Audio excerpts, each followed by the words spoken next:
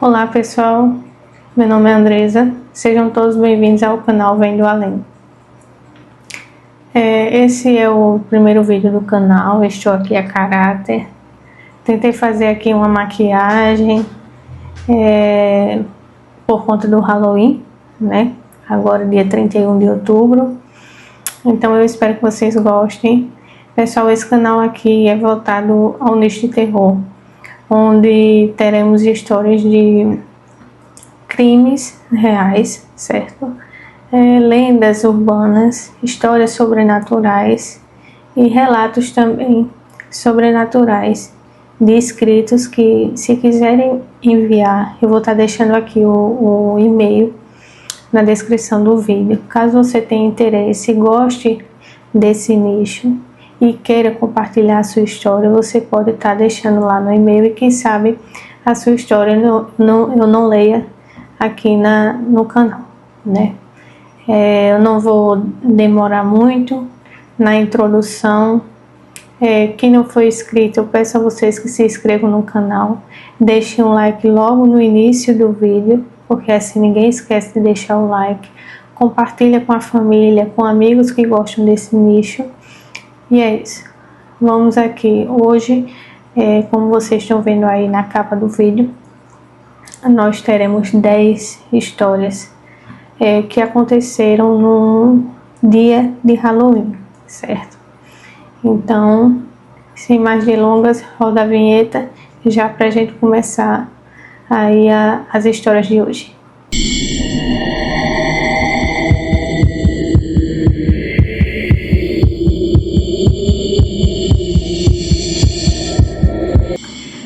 Bom, gente, vamos começar aqui. Nossa primeira história, tá? É o caso de Ronald O'Brien. Eu acho que se pronuncia assim. É o homem do doce envenenado. A primeira história nos leva até a cidade de Dwyer Park, no Texas, no ano de 1974. Uma noite aparentemente comum de Halloween, onde familiares inteiras saíam pelas ruas com sacolas cheias de doces e risadas. Entre elas estava a família O'Brien. Ronald, o pai, acompanhado com seus 2 filhos. Ronald era conhecido como um homem tranquilo, trabalhador e religioso, alguém que ninguém suspeitaria esconder segredos tão sombrios. Mas por trás do sorriso do bom pai, havia um plano terrível prestes a ser executado. Ele preparava um ato que mudaria para sempre a maneira como o Halloween seria lembrado na América. Enquanto as crianças batiam na porta, pedindo doces ou travessuras, Ronald carregava algo diferente em mente. Dentro de uma sacola, ele guardava alguns pacotes de Pixie Sticks. Se eu conseguir achar esse doce, eu vou estar deixando aí na imagem do vídeo para vocês saberem qual doce é esse. É um tipo de doce em pó muito popular entre as crianças da época. O que ninguém sabia é que aqueles doces haviam sido cuidadosamente adulterados com cianeto de potássio, um veneno mortal. O plano era simples: distribuir os doces e mais tarde colher o seguro de vida que havia feito recentemente para seus filhos. O dinheiro seria a recompensa de um crime meticulosamente planejado. Gente, eu não sei como é que a pessoa tem a capacidade de fazer isso com os próprios filhos. A tragédia aconteceu naquela mesma noite. Timothy, seu filho de apenas 8 anos, comeu doce envenenado e minutos depois começou a passar mal. Vomitou, convulsionou e desmaiou nos braços do próprio pai. Ronald fingiu desespero, mas por dentro já sabia o que havia causado aquilo. O menino morreu a caminho do hospital e o pânico tomou conta da cidade. A polícia iniciou a investigação, que aos poucos revelou a monstruosidade do ato. Ronald havia distribuído os doces envenenados, mas apenas um filho consumiu o suficiente para morrer. Durante os interrogatórios, as contradições começaram a aparecer. As dívidas de Ronald, o seguro de vida recém-feito e o seu comportamento frio chamaram a atenção dos investigadores. Quando as análises laboratoriais confirmaram a presença do cianeto nos doces, o quebra-cabeça se completou. Ronald O'Brien foi preso e acusado de assassinar o próprio filho. A imprensa o apelidou de The Candyman, o homem do doce assassino. Gente, desculpa, eu não sei pronunciar direito em inglês, mas é o homem do doce assassino. Durante o julgamento, o público ficou horrorizado com a frieza de Ronald. Ele se dizia inocente, culpava vizinhos e até a própria vítima, mas as provas eram incontestáveis. Em 1975, ele foi condenado à morte. Quando seu dia de execução chegou, centenas de pessoas se reuniram do lado de fora da prisão, segurando sacos de doce e gritando "Trick or treat", uma ironia sombria, como se o destino fizesse questão de devolver ao assassino o mesmo ritual que ele havia manchado de sangue. Desde então, os pais americanos passaram a inspecionar cada doce recebido no Halloween. E o mito dos doces envenenados nasceu dessa história real. Isso não é uma história fictícia, isso é uma história real.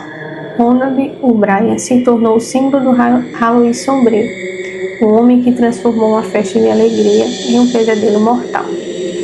E até hoje, 50 anos depois, o caso ainda ecoa na memória de quem acredita que o perigo mora nas sombras, mas às vezes ele está dentro da própria casa. E essa primeira, gente, como é que o pai faz isso com o próprio filho por conta de dinheiro? Até onde as pessoas chegam por conta de dinheiro, né? A ganância. Terrível. Vamos lá para a segunda história. É o assassinato de Lisa Ann French, acho que se pronuncia assim, 1973. Era a noite de Halloween, 31 de outubro de 1973. A pequena cidade de Fond du Lac, em Wisconsin, vou deixar o nome aqui, respirava tranquilidades. As ruas estavam repletas de risadas infantis, fantasias coloridas e sacolas cheias de doce. Entre as crianças estava Lisa, uma menina de apenas 9 anos, que usava uma fantasia simples, uma blusa laranja, calça marrom e um casaco leve. Ela saiu de casa animada, segurando uma pequena bolsa de pano onde guardaria os doces da noite. A mãe, que assistia a filha pela janela, jamais imaginaria que aquilo seria o último Halloween de Lisa. Lisa começou seu percurso pela vizinhança como qualquer outra criança, batendo de porta em porta e dizendo com alegria doces ou travessuras. Depois de visitar 2 casas conhecidas, decidiu parar em uma terceira. Ali um homem chamado Gerald Turner, um vizinho de 30 e poucos anos que morava sozinho. Ele era conhecido na rua discreto, calado, alguém que aparentemente não representava nenhuma ameaça.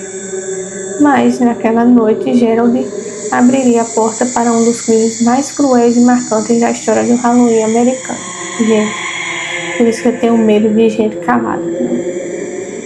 Eu prefiro o povo espiritado mesmo, que fala demais do que aquele povo calado. Quando Lisa entrou na casa de Turner, tudo mudou. A criança, que até então sorria, desapareceu em questão de minutos. Gerald a atacou com brutalidade, tirando dela a inocência e a vida. O silêncio da rua contrastava com o horror que acontecia dentro daquelas 4 paredes. A cidade, acostumada a confiar em seus vizinhos, seria marcada por uma das maiores tragédias da sua história. Turner tentou esconder o corpo, colocando-os em um saco de lixo e abandonando-o em um campo distante. As horas passaram e a mãe de Lisa percebeu que a filha não havia voltado para cá. Por que essa mãe não foi com essa filha, meu Deus? Pegar esses doces. O relógio marcava quase 9 da noite quando o pânico tomou conta da família. A polícia foi acionada e a busca começou imediatamente. As ruas foram vasculhadas, vizinhos interrogados e o medo se espalhou como fumaça fria. O que deveria ser uma noite de festa se transformou em uma caçada desesperada por uma criança desaparecida. 3 dias depois, o corpo de Lisa foi encontrado. Estava dentro de um saco, jogado em uma área rural. A pequena cidade que antes vibrava com o som de risadas, agora chorava em silêncio. O horror tomou conta.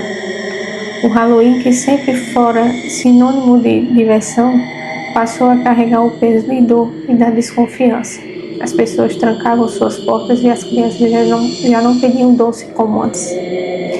Durante meses, um assassino se escondeu entre os moradores. Gerald fingia solidariedade, aparecia nas buscas e oferecia ajuda à família, o que tornava tudo ainda mais perturbador. Mas a verdade veio à tona quando as evidências começaram a se acumular. Vestígios encontrados na casa dele ligaram Turner diretamente ao crime. Quando finalmente foi preso, o choque tomou conta de todos. O vizinho tranquilo era, na verdade, um predador escondido sob o disfarce da normalidade. O julgamento foi acompanhado por toda a nação.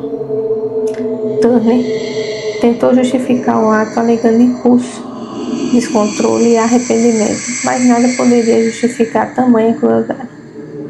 Foi condenado por assassinato e abuso e passou anos presos. Foi pouco. Contudo, o horror não terminou aí. Ele foi solto e recapturado diversas vezes por violações da condicional, reacendendo o medo na comunidade sempre que voltava às ruas. Por que não foi pena de morte também? Uma criatura dessa. O caso de Lisa mudou o Halloween para sempre. Depois da sua morte, as autoridades começaram a reforçar a segurança durante a data, e pais passaram a acompanhar os filhos de perto. A confiança foi substituída pela cautela e as ruas nunca mais voltaram a ser as mesmas. Lisa, a menina de sorriso doce, se tornou símbolo da inocência perdida. Sua história é lembrada até hoje, não apenas como um crime hediondo, mas como um marco que transformou a noite de Halloween de celebração em uma lembrança amarga. E como se o destino quisesse deixar um aviso, a cada 31 de outubro, os moradores acendem velas nas janelas, em memória à criança que saiu para perder doce e nunca mais voltou. Gente, agora eu sei, é porque nesse tempo, né, de 1973, ninguém ia imaginar que a criança, ao sair para pegar doce, ia acontecer um negócio desse. Mas o correto mesmo era ter a presença de um adulto, né? Não era para ter deixado uma criança de 9 anos ir atrás de doce assim, sozinha, né? Mas a morte só quer uma desculpa, né? Vamos agora para a terceira história. Esse nome é que é complicado. O caso Yoshihiro Hattori, 92. Acho que foi mais no ano que eu nasci. Em 17 de outubro de 1992, pouco antes da noite de Halloween, a cidade de Baton Rouge, Louisiana, parecia tranquila. As folhas caíam lentamente das árvores e o ar carregava aquele frio típico de outubro.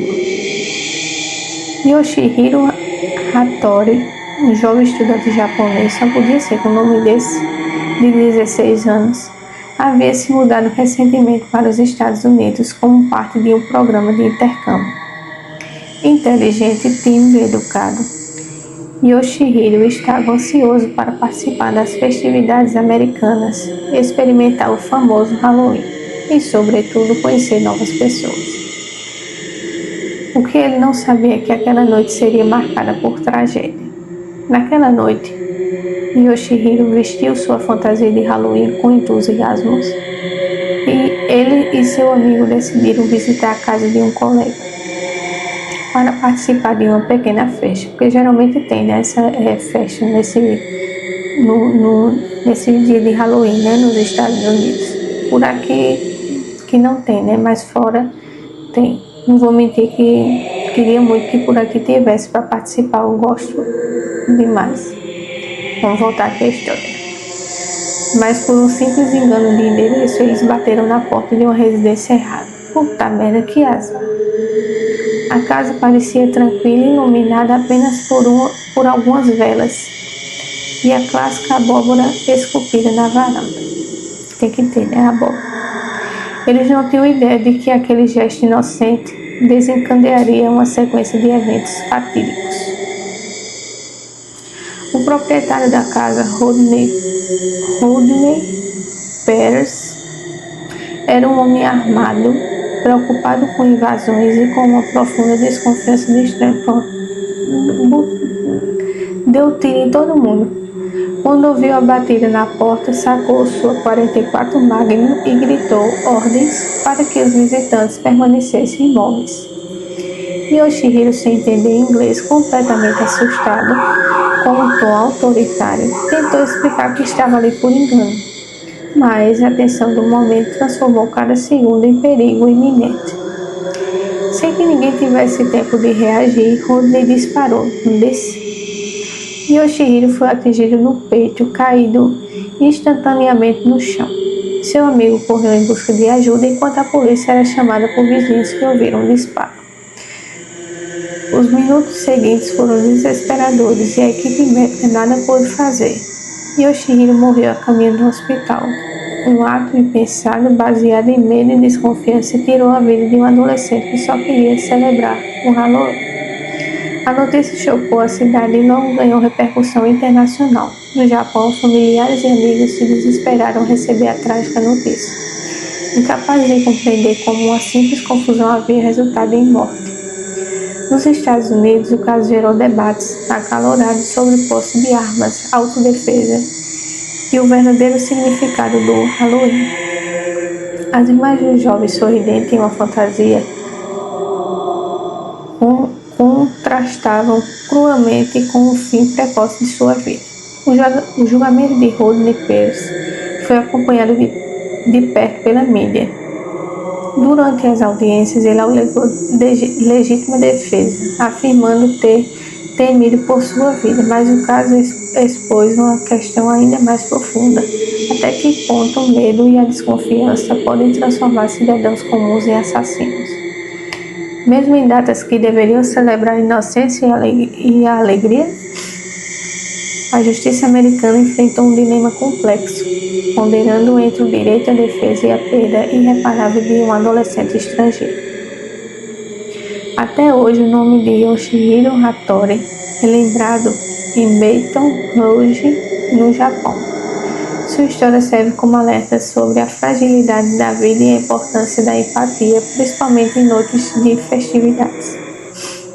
Cada Halloween, famílias e escolas lembram do jovem que se perdeu para sempre como um símbolo de que até os gestos mais simples podem ter consequências devastadoras.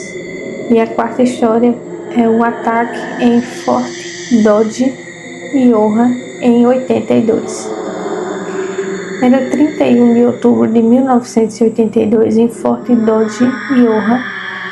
As crianças corriam pelas ruas com fantasias improvisadas, carregando sacolas cheias de doce, enquanto pais observavam de perto cada passo, confiando que a noite seria como qualquer outra, divertida, segura e cheia de risadas.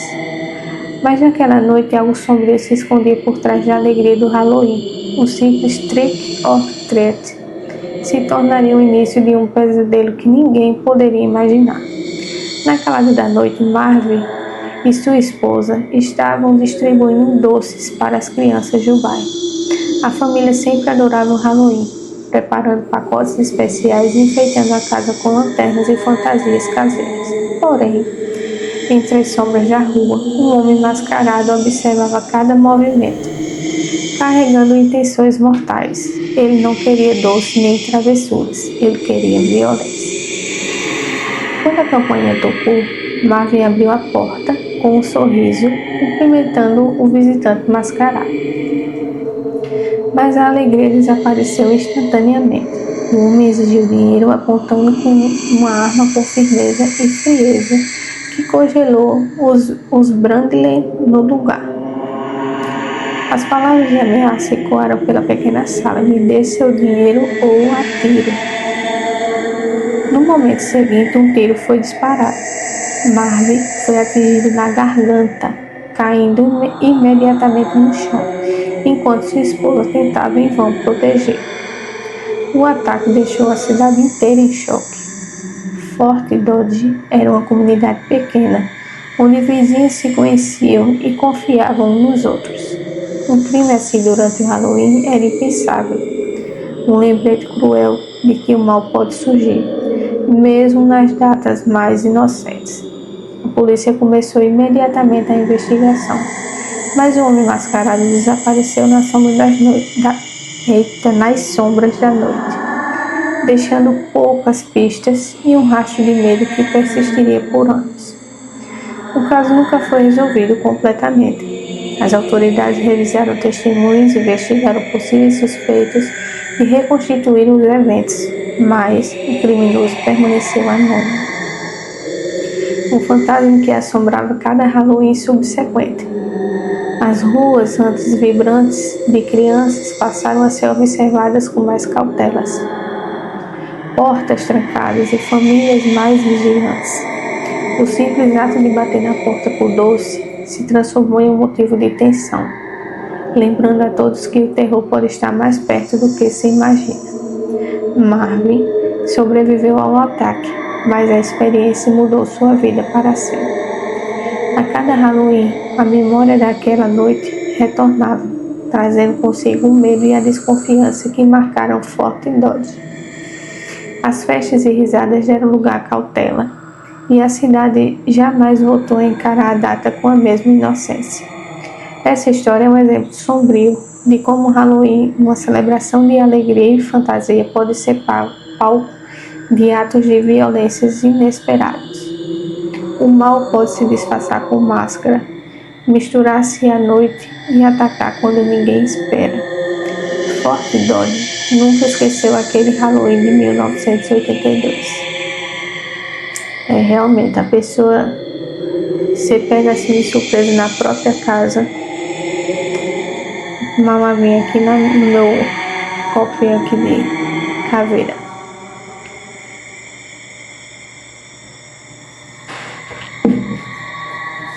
Vamos continuar. Agora vamos para a quinta história. A quinta história é o assassinato da família Grinf. Em 31 de outubro, tudo acontece no dia do Halloween, né? Em 31 de outubro de 2010, não é nem tão velha, viu? A noite de Halloween que é um nome tão difícil, em Oak Harbor, Ohio, começou como qualquer outra. Crianças vestidas de bruxas, vampiros e super-heróis corriam pelas ruas em busca de doces.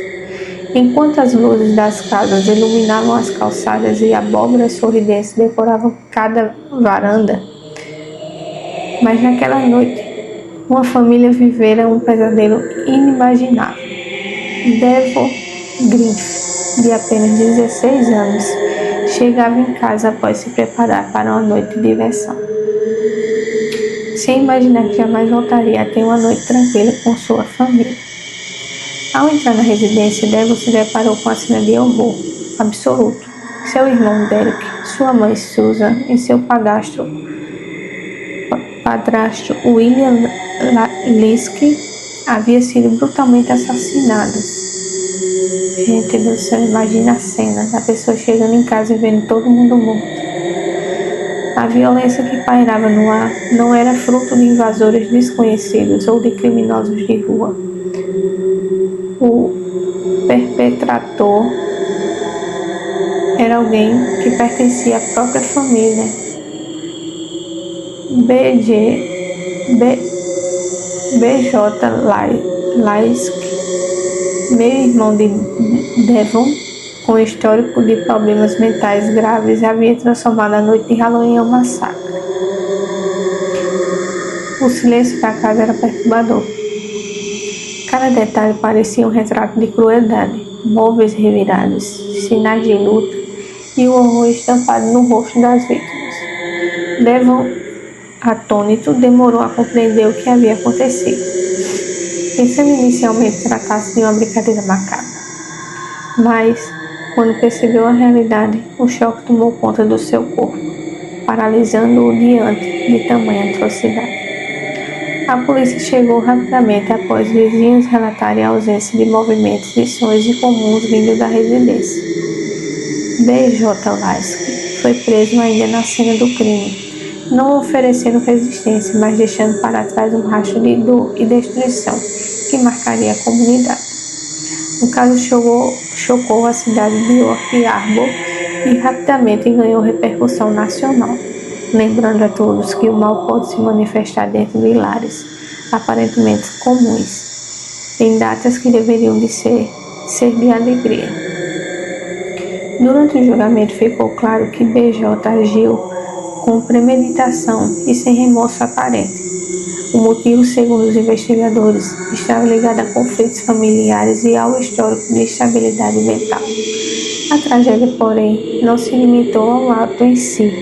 Ela redefiniu a percepção de segurança da comunidade, mostrando que a violência pode surgir de quem deveria proteger e que até uma noite de celebração pode se transformar em um pesadelo absoluto. As famílias da cidade passaram a olhar para o Halloween com desconfiança, portas trancadas, pais observando cada passo de seus filhos e vizinhos em alerta constante tornaram-se novas regras silenciosas da comunidade. O massacre da família Griffith se tornou um lembrete sombrio de que nem todos os terrores estão nas ruas ou nas sombras externas. Alguns estão escondidos dentro das paredes que deveriam proteger. Ao longo dos anos, a história continuou a ser lembrada, estudada e mencionada com reportagens sobre crimes familiares e Halloween. Devon Griffith, sobrevivente do horror, carregou para sempre a lembrança daquela noite fatídica, enquanto a cidade tentava se recompor de um trauma que marcou gerações. Dou por visto como esse adolescente ficou depois. Não quero nem imaginar como é que ele ficou, né? Vamos lá para a sexta história. Também recente, viu? O assassinato de Aaron Shannon Jr., 2010. Gente, eu sei que meu inglês é péssimo, eu não sei ler nada em inglês, eu só sei o número e as cores e algumas palavras assim, mas muito pouco. Mas para ler mesmo, me perdoem aí, eu vou tentar colocar o nome na edição do vídeo para ficar melhor o entendimento de vocês. Vamos lá agora para a sexta história. Em 31 de outubro de 2010, as ruas de South Los Angeles estavam cheias de crianças vestidas com fantasias coloridas, correndo de casa em casa em busca de doce. Mas naquela noite, a inocência e a alegria de Halloween seria interrompida por uma tragédia que chocaria toda a comunidade. Aaron Shannon Jr., um garoto de apenas 5 anos, caminhava junto ao pai, vestido de Homem-Aranha, quando o que deveria ser uma noite de diversão se transformou em um pesadelo absoluto. Enquanto atravessavam a rua tranquila, um grupo de gangues locais se encontrava próximo, envolvido em conflitos típicos da região. Um dos membros, Leonard Al Jr., armado e em busca de violência, disparou tiros aparentemente aleatórios. Aaron foi atingido a queima-roupa caindo no chão, sem tempo de compreender o que acontecia. Seu pai tentou protegê-lo, mas a arma e a violência urbana provaram-se mais rápidas e cruéis do que qualquer defesa. A notícia do ocorrido se espalhou rapidamente, trazendo indignação e tristeza para toda a comunidade. Como poderia um garoto tão pequeno, apenas aproveitando a noite de diversão, tornar-se vítima de tanta crueldade? Os vizinhos, antes acostumados a ver crianças brincando livremente, agora trancavam portas e olhavam desconfiados para cada movimento da rua. Um Halloween que deveria ser festa transformou-se em símbolo de dor e insegurança. A investigação policial foi rápida e Leonardo foi identificado, julgado e condenado à prisão perpétua, recebendo uma sentença de 128 anos por homicídio e tentativas. A sentença, embora severa, não trouxe de volta a vida de Aaron nem restaurou a paz da comunidade, que passou a viver com uma lembrança constante de que a violência pode surgir de forma imprevisível, mesmo em noites que deveriam ser cheias de inocência. O caso de Aaron tornou-se um marco na consciência coletiva de South Los Angeles e além.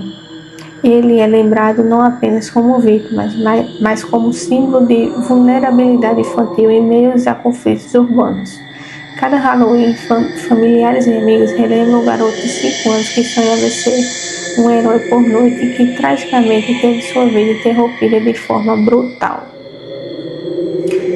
A história também levantou debates sobre armas, seguranças e responsabilidade social, mostrando que a prevenção e o cuidado com as crianças são essenciais, mesmo em datas festivas. O terror daquela noite não veio de fantasmas ou monstros, mas de decisões humanas, tomadas no calor da violência.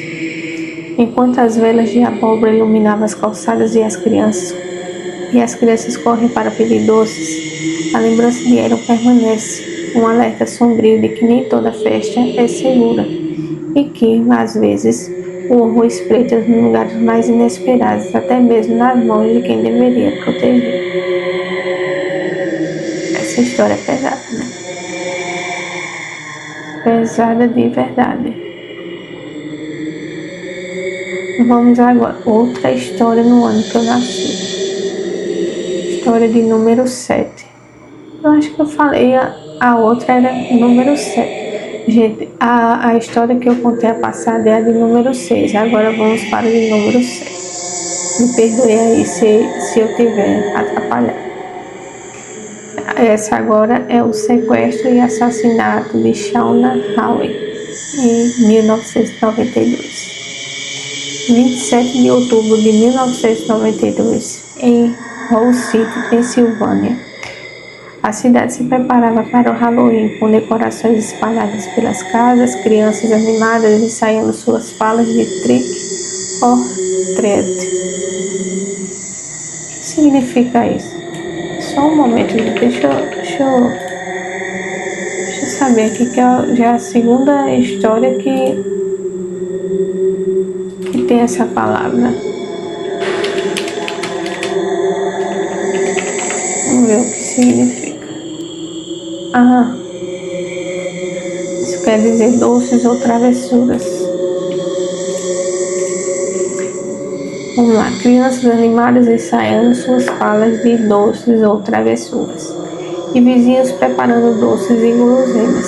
Entre essas crianças estava Shauna Howe, uma menina de apenas 11 anos, curiosa e alegre, que havia saído da festa das Girl Scouts com a expectativa de aproveitar a noite de forma inocente. Mas naquela noite, a diversão se transformaria em uma tragédia que abalaria toda a comunidade. Shauna foi sequestrada enquanto caminhava por ruas conhecidas e seguras. Um indivíduo a observava silenciosamente, esperando o momento certo para agir. Ela nunca imaginou que alguém tão próximo pudesse ter intenções tão cruéis. Ao ser levada, Shauna enfrentou um momento de terror absoluto, sem que ninguém soubesse de sua situação. A cidade, antes calma, começaria a sentir o peso de um mal inesperado e incompreensível. 3 dias depois, o corpo de Shauna foi encontrado. A violência e a brutalidade do crime chocaram a todos. A pequena menina havia sido espancada e assassinada de forma cruel. Jesus! O Halloween, que deveria ser uma noite de alegria, tornou-se sinônimo de dor, medo e desconfiança, pois passaram a observar cada passo de seus filhos. E a cidade inteira entrou em um estado de alerta que duraria por anos. O crime levou a uma investigação minuciosa. Autoridades vasculharam cada pista interrogando suspeitos e revistando os testemunhos. O processo judicial expôs detalhes perturbadores, revelando a frieza do criminoso e deixando claro que a maldade humana não tem limite, nem data específica. Cada esquina da cidade parecia lembrar os moradores da tragédia, e a inocência perdida de Shauna se tornou um símbolo de alerta para todos. A repercussão do caso foi intensa. O Halloween em Owl City nunca mais seria o mesmo. A violência daquela noite mudou hábitos, instaurou medo e transformou a percepção de segurança nas ruas. As crianças passaram a ser acompanhadas por adultos e os vizinhos se tornaram mais vigilantes, compreendendo de que às vezes o perigo espreita mesmo em data de celebração. Shauna Howe se tornou lembrança eterna de inocência interrompida. Sua história é contada até hoje como um alerta sombrio de que o mal pode surgir sem aviso e que nem todas as noites de festa são seguras. Cada vela acesa e cada abóbora iluminada carrega consigo a memória de menina que sonhava apenas brincar, mas encontrou o horror absoluto. Que triste, né, gente? Não sei o que leva uma pessoa a se achar no direito de sequestrar, de fazer qualquer tipo de mal.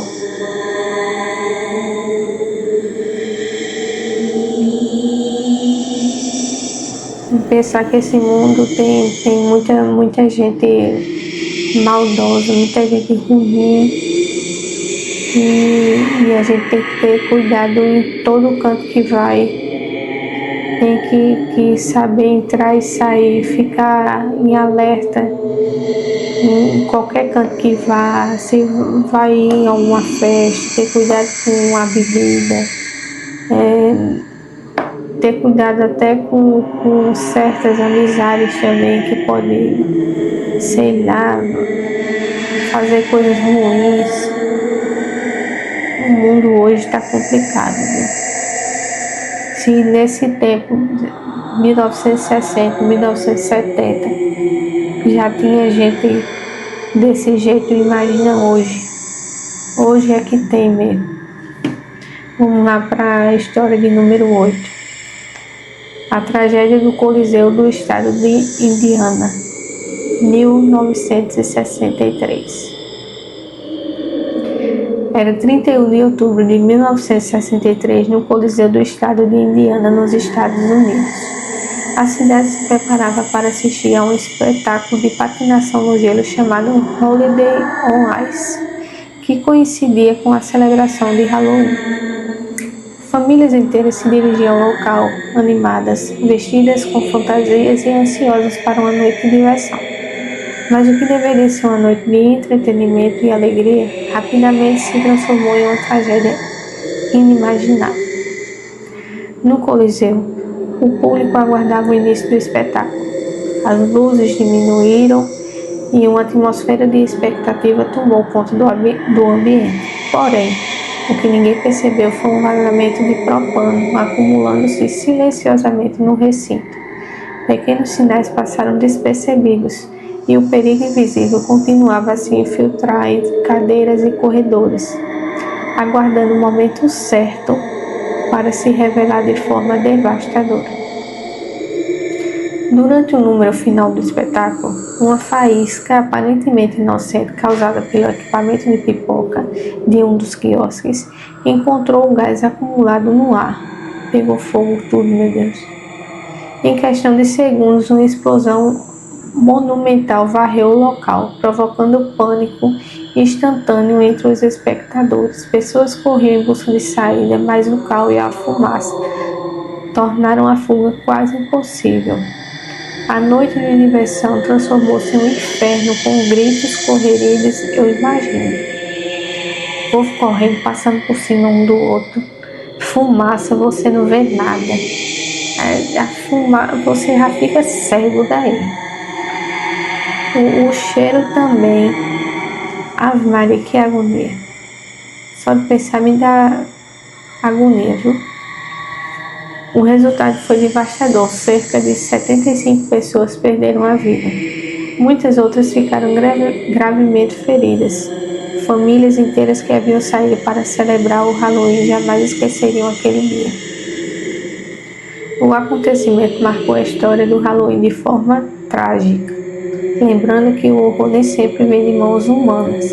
Às vezes é o fruto de circunstâncias fatais, acidentes imprevisíveis que transformam celebrações em luto. O colapso do Coliseu também desencadeou mudanças significativas em normas de segurança em eventos. É sempre assim. Espera ter uma tragédia para poder tomar as providências de medidas de segurança, né? Só depois que todo mundo, a maioria do povo morre, aí é que o povo vai ver uma forma de melhorar. Vamos lá, eu até me perdi, achei. O colapso do Coliseu também desencadeou mudanças significativas em normas de segurança em eventos públicos.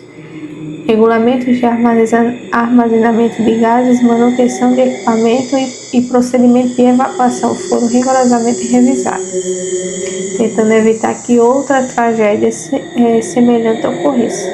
Teve que ter a primeira para poder ter essa atitude. Mas para aqueles que estavam presentes naquela noite, nenhuma medida de segurança poderia apagar a lembrança do horror vivido. É desse jeito. O Halloween daquele ano deixou marcas indeléveis. As crianças que deveriam sair com risadas testemunharam cenas de pânico e dor. Os adultos carregaram cicatrizes emocionais profundas. O espírito de celebração deu lugar à cautela e à lembrança de que a vida pode ser interrompida de forma súbita, mesmo em noites que deveriam ser apenas de diversão e alegria. Aqui é complicado. Infelizmente, a maioria dos cantos assim que precisa de uma segurança melhor só vem fazer essa melhoria, ou só vem ter essa preocupação depois que acontece alguma tragédia. Quando acontece, aí é que sabe resolver as coisas, né? Que sabe fazer o certo. Vamos agora para a história de número 9. O assassinato de Carl Jackson de 1998. Em 31 de outubro de 1998, no Bronx, Nova York, as ruas estavam cheias de crianças vestidas de bruxos, vampiros e super-heróis, correndo de porta em porta em busca de doce. Entre elas estava Carl Jackson, um jovem de 22 anos que adorava a tradição do Halloween e havia saído para observar a diversão das crianças e participar de sua própria celebração. Mas naquela noite, o que parecia ser apenas mais uma festa na vizinhança se transformaria em um pesadelo mortal. Carl notou um grupo de jovens causando pequenos distúrbios, roubando doces, empurrando pessoas e criando tensão na rua. Movido pelo instinto de proteger a comunidade e de evitar que a violência se espalhasse, ele decidiu intervir, aproximando-se para acalmar a situação. No entanto, ele não sabia que alguns dos envolvidos estavam armados e preparados para confrontos violentos, e que sua intervenção o colocaria no caminho da tragédia. O confronto escalou rapidamente. Carl foi atingido por disparos quando tentava separar os envolvidos. O tiroteio ocorreu em segundos e o jovem caiu ao chão sem chance de reagir. As crianças escondidas nas sombras assistiram atônitas à cena de horror. A noite, que deveria ser de alegria, se transformou em um evento de terror, deixando cicatrizes emocionais profundas em todos que presenciaram os fatos. A polícia chegou rapidamente ao local, mas o criminoso já havia desaparecido na confusão. A investigação se estendeu por meses, tentando identificar responsáveis e compreender a motivação por trás do ataque. O assassino de Carl Jackson tornou-se um símbolo de violência urbana que pode ser se infiltrar em qualquer ocasião, lembrando a todos que até datas festivas não garantem segurança. O caso repercutiu nacionalmente, chamando a atenção para a vulnerabilidade dos jovens e adultos que, mesmo com boas intenções, podem se tornar vítimas de violências inesperadas. Para a comunidade do Bronx, o Halloween de 1998 nunca mais foi o mesmo. Portas trancadas, luzes acesas e vigílias constantes passaram a marcar a noite que antes era de pura diversão.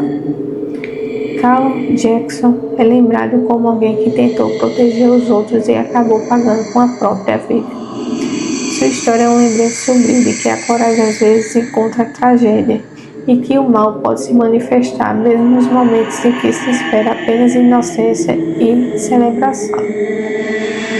É por isso que hoje, se eu estiver em qualquer canto que seja, numa festa, que eu nem vou até, nem tanta festa eu vou mais, hoje eu prefiro estar mais em casa. Mas quando eu vou, se eu ver qualquer briga, qualquer coisa, eu saio correndo, eu saio de perto, não fico perto de confusão, não fico, morro de medo. Hoje o mundo está muito violento. Qualquer coisa o povo quer matar, quer brigar, quer fazer todo tipo de coisa ruim. Então, quando eu vejo que um negocinho já pode dar merda, eu já vazo do canto. Quando eu vejo, sumir, nem lá eu tô mais. Vamos agora para a história de número 10. A última história do vídeo de hoje. Vamos fechar aí o vídeo com o massacre na festa de Winnipeg.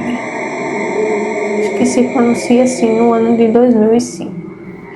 Era 31 de outubro de 2005 em Winnipeg, no Canadá. As ruas estavam cheias de crianças e adolescentes fantasiados e o ar estava repleto de risadas e o cheiro de doce e pipoca. Mas naquela noite em festa de Halloween organizada em um salão comunitário se tornaria palco de uma tragédia inimaginável. O que deveria ser diversão e música se transformou em terror absoluto, deixando marcas profundas na cidade e na memória de todos os presentes. A festa reunia centenas de jovens, entre eles Ryan Leclerc, um adolescente de 17 anos conhecido por sua simpatia e energia. Todos dançavam e celebravam, mas sem aviso, um homem armado entrou no salão.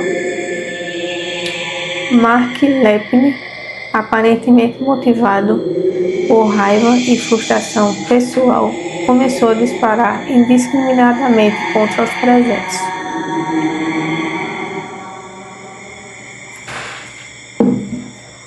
O caos tomou conta do local. Gritos ecoavam, pessoas corriam tentando escapar e o medo instantâneo transformou a noite em um pesadelo absoluto.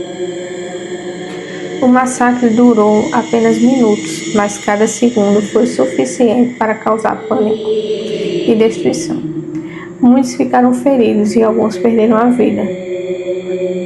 Eu tenho certeza que não é Ryan, é sei lá.